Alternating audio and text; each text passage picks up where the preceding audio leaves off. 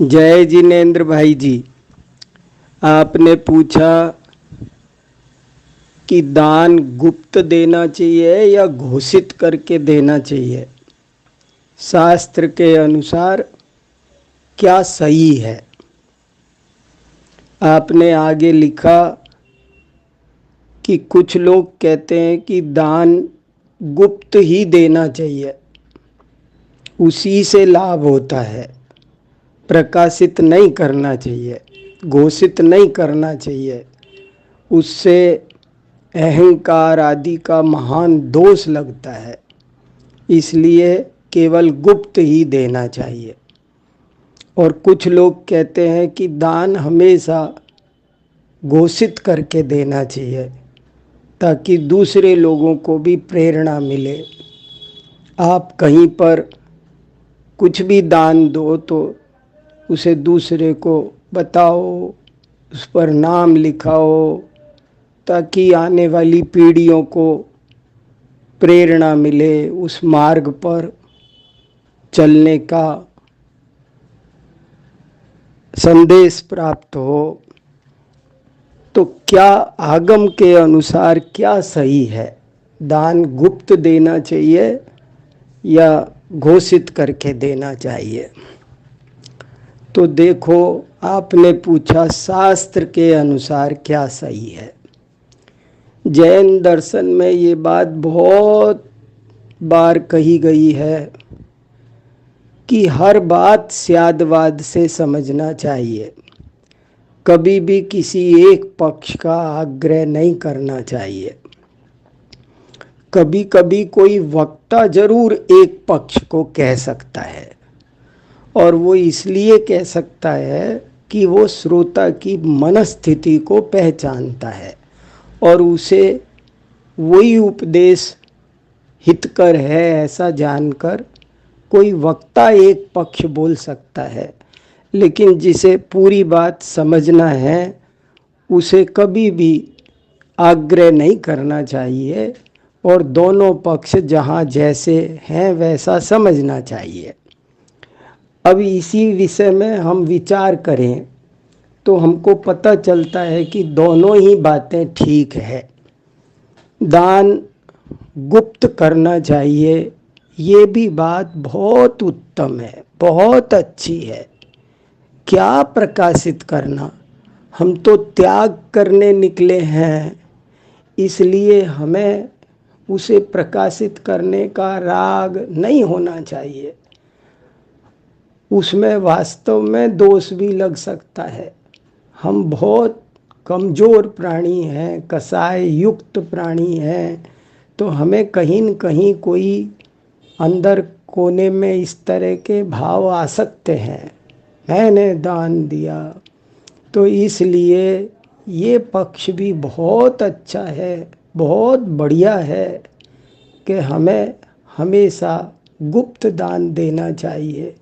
अरे पुण्य के उदय से प्राप्त हुई इस लक्ष्मी के हम कौन मालिक हैं, हम कौन देने वाले बनते हैं। इसलिए इसका किसी तरह का कोई तीव्र अनुराग नहीं रखना चाहिए कि ये प्रकाशित हो। उसे दिया और भूल जाना चाहिए, उससे मोह छोड़ देना चाहिए। इसलिए एक हिसाब से देखो तो गुप्त दान की बात बहुत ही उत्तम है, बहुत ही अच्छी है, हमें अपने जीवन में जरूर अपनाना चाहिए। किंतु ये नहीं कहना चाहिए कि जो लोग घोषित करके या प्रकाशित करके दान देते हैं वे सब पापी हैं, गलत हैं, मिथ्या हैं और उनको दोष लगता है, लगता ही है, ऐसा नहीं बोलना चाहिए। क्योंकि सब जीवों के अलग अलग भाव हैं, नाना जीवा नाना कर्मा, अनेक प्रकार की स्थितियां परिस्थितियां हैं। तो कितने ही जीवों को प्रकाशित करने से दान की बड़ी प्रेरणा मिलती है, समाज का संचालन करने में मदद मिलती है और भी अनेक प्रकार के लाभ दान को घोषित करने से, प्रकाशित करने से होते हैं, हो सकते हैं। व्यक्ति को, उसके परिवार को, उसके आने वाली पीढ़ी को और हमारी सोसाइटी को उसके अनेक लाभ मिलते हैं। बड़े लोगों की, दानवीरों की जीवनी इसीलिए सुनाई जाती है। तो प्रकाशित करने से पाप ही लगता है, अहंकार होता ही है, इस तरह की सोच भी उचित नहीं है। तो प्रकाशित करके दान दिया जा सकता है, इसमें भी कोई दोष नहीं है। परंतु यहाँ भी प्रकाशित करके दान दो, घोषित करके दान दो तो दो, लेकिन ऐसा मत बोलो कि कभी किसी को गुप्त दान नहीं देना चाहिए। जो कोई दूसरे का निषेध करता है वो आगम के विरुद्ध है, और जो कोई दोनों पक्षों को स्वीकार करता है वो ठीक है।